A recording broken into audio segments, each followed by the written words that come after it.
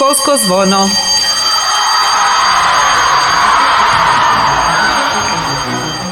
Emisija Srednje škole Ivana Lucića Školsko zvono nastala je uz podršku Centra izvrsnosti Splitsko-dalmatinske županije. Dobar dan, dragi slušatelji i slušateljice. Slušate vijesti školskog radija. Protekli je mjesec donio nova iskustva i putovanja za naše učenike. Početkom listopada učenici su boravili u Beču u pratnju svojih nastavnica Vilma Alfirević i Anite Klarić, te nastavnika Martina Kabića.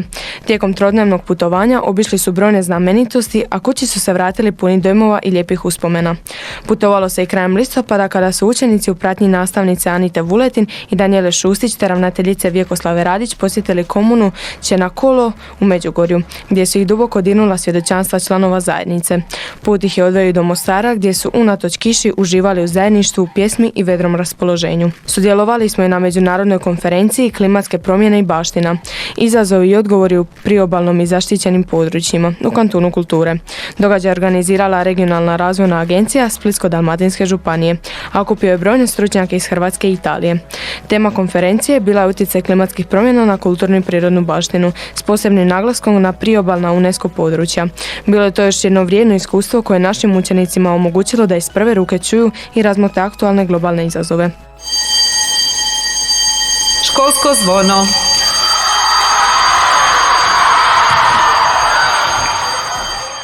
Pod mentorstvom nastavnice Andreje Pavićin, maturanti su reinterpretirali poznatu Penelopu iz kanadske književnosti Margaret Atwood. Njihov zadatak bio je povezati antički lik sa modernim društvom, rezultat su kreativne kratke reklame i slogani koji prikazuju Penelopu kao simbol mudrosti, snage i tihe otpornosti. U video zapisima naši maturanti preispituju što znači čekati i ostati vjeran sebi u današnjem svijetu, i to na humorističan i inovativan način. Ako želite vidjeti kako antička mudrost susreće suvremenu kreativnost, ne propustite njihove zabavne i poučne video radove na našem YouTube kanalu. Svjetski dan štednje obilježili smo 31. listopada kao dan koji nas podsjeća na važnost odgovornog upravljanja novcem i planiranja budućnosti. Učenici ekonomskog usmjerenja obilježili su ovaj dan kreativnim aktivnostima. Pod mentorstvom nastavnice Josipe Rejo-Radenković, Anite Grkov, Vjere Stojan i Mije Čurić učenici su pokazali da štednja nije samo financijski pojam, već i važna životna navika koja pomaže u odgovornom planiranju i ostvarivanju budućih ciljeva. Stigla je nova sezona nacionalne kviz lige, popularnog natjecanja u općem znanju za srednjoškolce. Organizira ga kviz udruga Šibenika, sudjeluju škole iz cijele Hrvatske, Bosne i Hercegovine i Srbije. Naša škola dio je ovog projekta od samog početka. Do sada smo imali više od 20 ekipa koje su se natjecale, učile i zabavljale uz kvizove. I to u večernjim satima kada bi većina radije bila doma. Kviz liga traje 8 kola, a ekipe igraju uživo iz svojih učionica, dok prate prijenos iz Šibenika iz kuće umjetnosti Arsen ili kluba Azimut. Najbolji timovi osvajaju mjesto u finalu u Šibeniku. Ove godine imamo 2 tima pod vodstvom mentorica Urse Barišić i Lucije Dražić-Šegrt. Želimo im puno znanja, dobre zabave i naravno što bolji plasman.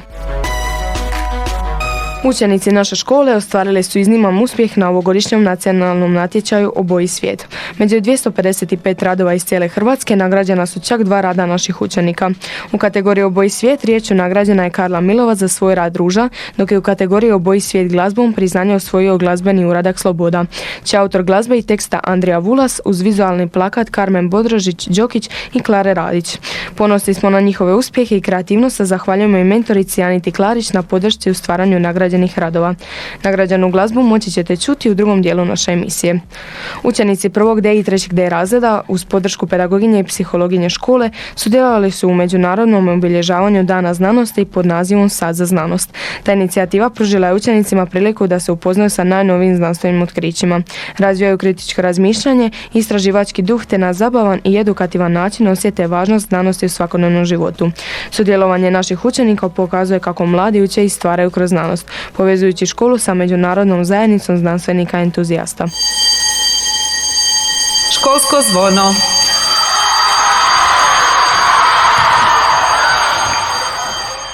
113 učenika iz naše škole i ove godine sudjelovalo na DABAR natjecanju kroz nastavu informatike pokazujući svoje logičko i računalno razmišljanje.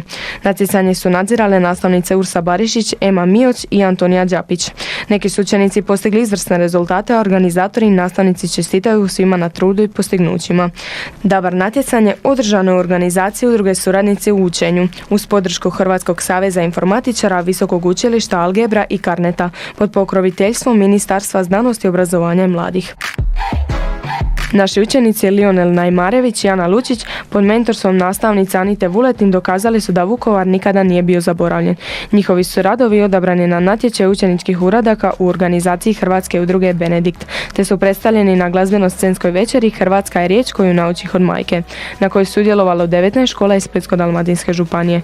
Ponosni smo na uspjeh naših učenika i njihovu posvećenost očuvanju sjećanja i vrijednosti koje obilježavaju našu domovinu. Na svečanoj sjednici povodom Dana grada Trogira dodijeljene su nagrade i priznanja zaslužnim građanima i skupinama, a među nagrađenima su se i našli članovi naše školske zajednice.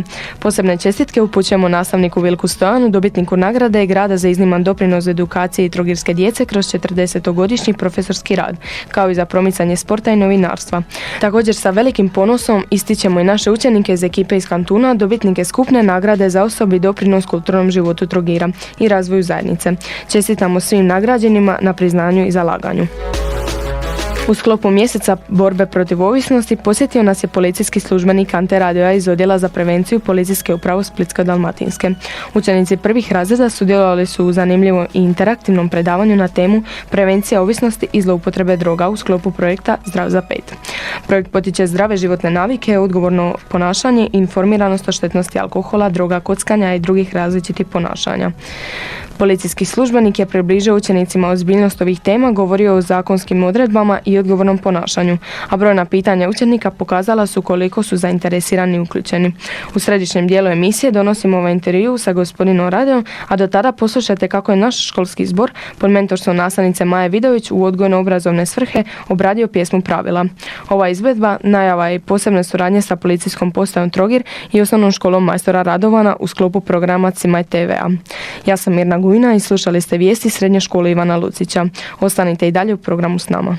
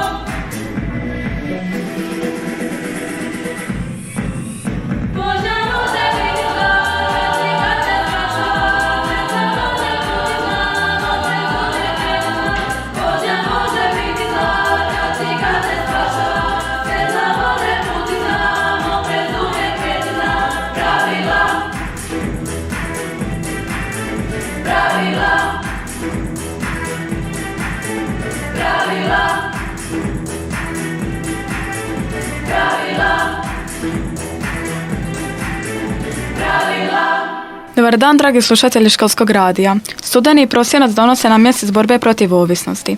Vrijeme kada posebno govorimo o zdravim izborima i brizi o sebi. U našoj današnjoj emisiji gostuje gospodin Ante Radoja, policijski službenik iz Odjela za prevenciju Policijske uprave Splitsko-dalmatinske. Dobar dan i dobrodošli. Dobar dan vama i dobar dan našim slušateljima. Gospodine Radoja, često čujemo reći ovisnost, ali što to zapravo znači? Riječ ovisnost to je stanje kada bez nečega ne možemo funkcionirati. U medicinskom nekakvom smislu definira se kao kronična, odnosno dugotrajna i recidivirajuća, ponavljajuća. Ovisnost može biti psihička, fizička, odnosno kombinacija ova dva vida. Dakle, ovisnost ne mora uvijek biti povezana s drogom. Tako je, naravno, ljudi su ovisni o raznim, imamo više vrsta ili tih ovisnosti, na primjer imamo ovisnost o različitim supstancijama kao što su alkohol, cigarete, nikotin, inhalanti, opioidi. Imamo ovisnost o aktivnostima, ponašanjima kao što su računalo, igrice, hrana, kockanje, kupovina, ovisnost o poslu, to su radoholičari i tako dalje i tako dalje. Koji su znakovi da netko možda razvija ovisnost? Ako recimo govorimo o pušenju, koja je jedna česta vrsta ovisnosti, učestala, ili marihuani, ovisnost o drogama, onda tu dugotrajnim konzumacijom cigareta i marihuane dolazi do smanjene mentalne oštrine, loših uspjeha u školi, crvenila, vidimo jednostavno i crvenilo u očima, kašnjenja na posao, ako govorimo o odraslim osobama, ako su zaposlene, te stalnim kašljanjem i čestim infekcijama dišnog sustava. A koje su posljedice ovisnosti? Štetne posljedice mogu varirati od blagih, na primjer mamurluk, kako govorimo o alkoholu, kašnjenje na posao, što smo već malo prije rekli, ili u školu, do teških, na primjer socijalnih, kao što su siromaštvo, beskućništvo, sad idemo u nekakvu krajnost, i naravno i bolest, koje mogu utjecati na svaki aspekt života, osobni, društveni, financijski, pravni. Policija često provodi različite akcije i radionice s mladima. Možete li nam reći nešto o tome? Pa evo, ja ću vam sad nabrojati neke od preventivnih aktivnosti, preventivnih projekata koji su većinom slučajeva nacionalni preventivni projekti koje policija provodi.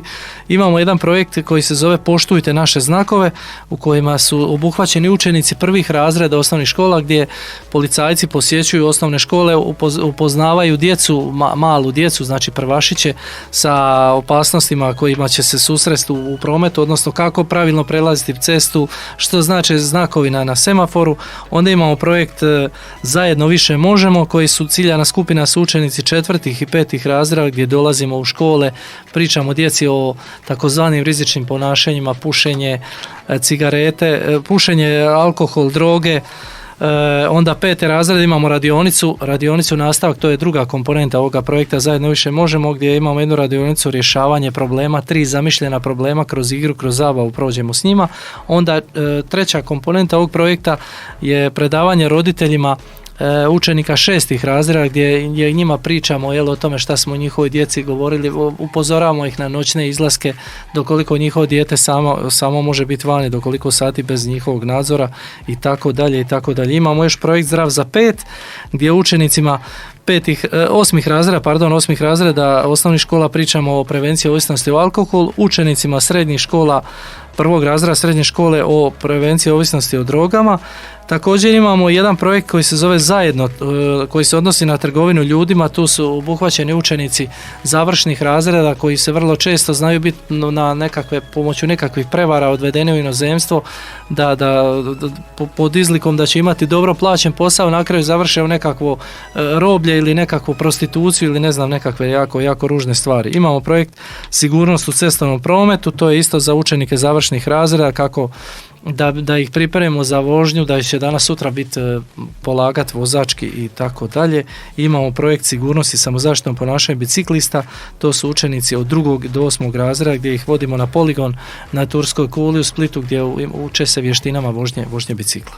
Dakle, prevencija nije samo zabrana, nego i razgovor. Naravno, prevencija nije zabrana i dobro ste rekli, razgovor i jako puno razgovora, jer kaže ona poslovica bolje spriječiti nego liječiti. Ako smo, jednu osobu izveli na pravi put da nije otišla recimo u ralje od neke od ovih vrsta ovisnosti, napravili smo veliku stvar, jer jednostavno prevencija nema alternative. Što biste savjetovali učenicima koji se nađu u situaciji da je netko ponudi alkohol, cigarete ili drogu? A savjetovao bih da nikako ne uzimaju ništa od navedenog, jer već i prije smo pričali, već smo im o tome govorili o štetnosti tih supstanci za njih, a naravno koje mogu, ako donesu jednu takvu krivu odluku koja može im promijeniti njihov život, zdravlje, budućnost, karijeru, i ni ta karijera nije zanemariva ako govorimo o nekakvim dosjejima, o nekakvim evidencijama prekršaja i kaznenih djela kad će kasnije eventualno imati problema prilikom zaposlenja, tako da rekao bih svakom slučaju da ne uzimaju, da vode računa o tome. Pa što mogu učiniti oni koji primijete da se njihov prijatelj možda promijenio ili ima problem? Pa trebalo bi najprije sa njim kao s prijateljem razgovarati, reći mu to ti nije dobro što to radiš, ako to ne urodi plodom, on i dalje nastavlja po svome, onda razgovarati sa nekim od stručnih službi u školi, naravno to napravi diskretno, onda će dalje stručni suradnici u školi poduzeti odgovarajuće korake kako bi se spriječili nekakve neželjene situacije, neželjeni događaj po tu osobu. Hvala vam gospodine Radeo na korisnim savjetima na svemu što činite za sigurnost i zdravlje mladih. Dragi slušatelji, ovo je bio razgovor s gospodinom Radojom povodom mjeseca borbe protiv ovisnosti. Brinimo jedni od drugima i biremo zdrave navike. Ja sam Lea Galijaš, ostanite s nami dalje na valovima Radio Trogira. Hvala puno i vama i pozdrav slušateljima.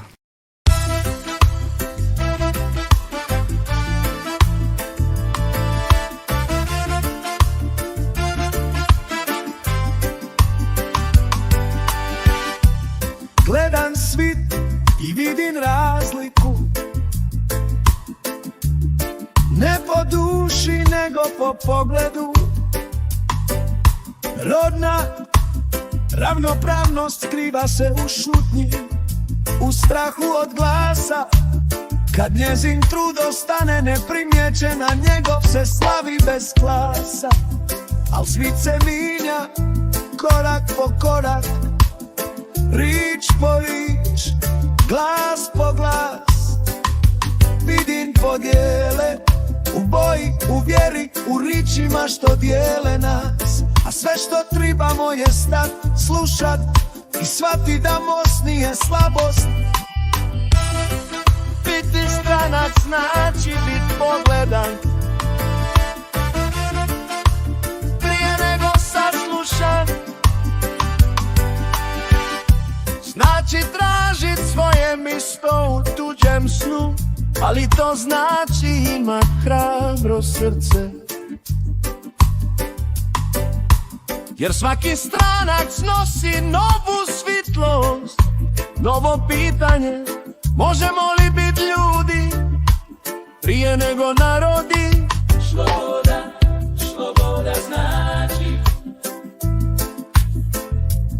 je nebo narod. Sloboda znači sloboda znači sloboda znači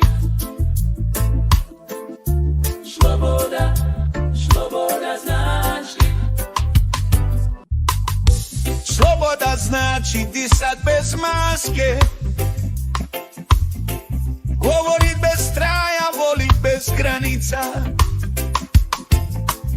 Znači bit ono ča jesi i da te zbog toga ne sude, nego razumiju.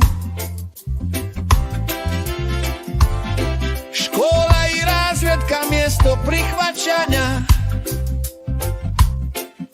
koje di se smijemo bez srama, učimo jedni od drugih. Ti su zidovi puni boja,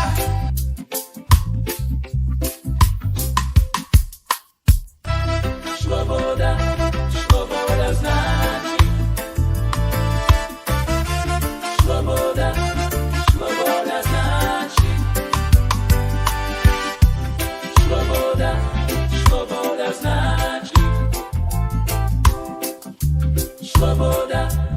sloboda znači.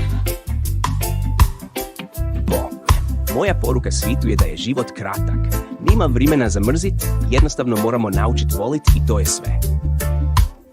Bok svima, ja sam Mirna, sa mnom je naravno Roko. Danas pričamo o adventu i shopping ludilu. Roko, jesi li već upao u božićni džir ili čekaš zadnji dan škole da konačno prodišeš? O, bok Mirna, ma jesam u džiru, ali više o onom duhu iz matematike koji me progoni po hodnicima. A nemoj mi kvarit vibe, cijeli Trogir u lampicama, rivom se širi miris fritula, a ti i dalje misliš na formule. A šta ću, kad dođe shopping panika, osjećam se kada sam na testu iz fizike. Gužva na sve strane, nepoznanice posuda i naravno izlaza nigdi. Dakle, ti si onaj lik koji kupuje poklone na Badnjaku 6,59, a dućan koji zatvara u 7. Jesam, i onda shvatim da ću baki pokloniti čokoladu koju sam zapravo ja planira pojesti. Ma prava gesta, ja ti volim kupovat poklone, to mi je ka misija. Naći savršen poklon i preživjeti red na blagajni bez da mi padne imunitet. Svaka čast tebi. Ja bi radije 3 testa iz matematike pisa nego čekao u redu iza nekoga ko kupuje cijeloj rodbini poklone uz 3 metra glitter papira. Svaka čast tebi. Ja bi radije 3 testa iz matematike pisa nego čekao u redu iza nekoga ko kupuje poklone cijeloj rodbini uz 3 metra glitter papira. Ma nije sve loše, meni je shopping baš zabavan. Ljudi su veseli, sve svitli po gradu, sviraju božićne pisme. Ma pisma da, ali ako još jednom čujem Grašinu fritulu, majke mi, emigriram u Seget do siječnja. A meni je baš zabavna, ali je istina, nakon 50. puta i ja se sakren iza štanda da predahnem od božićnog duha. Ja sam više za mirnije stvari. Advent doma, okitiš bor, pečeš rafiole, pripremaš bakalar i naravno svađa oko toga ko je pojio kremu prije nego što smo počeli puni rafiole. To, kod nas svi pomažu, a na kraju mater napravi se sama. To ti je pravi božićni duh, zajedništvo uz minimalan rad. Ma meni najviše znači kad se svi okupimo. Pokloni su super, ali najbolji poklon je kad nitko ne spominje školu. Amen, nema ocjena, nema ispitivanja, samo spiza, lampice i sam u kući. I fritule, naravno, bez fritula nema adventa. To je jedini red u koji stanem dobrovoljno. Onda smo se dogovorili. Savršen advent, manje stresa, više smijeha i barem jedna tura fritula dnevno. I pokoja petica, čisto da djed Božićnjak vidi da nismo baš skroz izgubljeni. Joj Roko, ali neka, nada umire zadnja. Dragi naši, želimo vam da ovaj advent provedete sa svojima u miru i dobroj spizi. I da vam jedina gužva bude ona ispred tanjura sa kolačima. To je bilo sve za danas. Slušajte nas opet, isto vrijeme, isto misto. Pozdrav od Mirne i Roka, uživajte u adventu u Trogiru. Školsko zvono.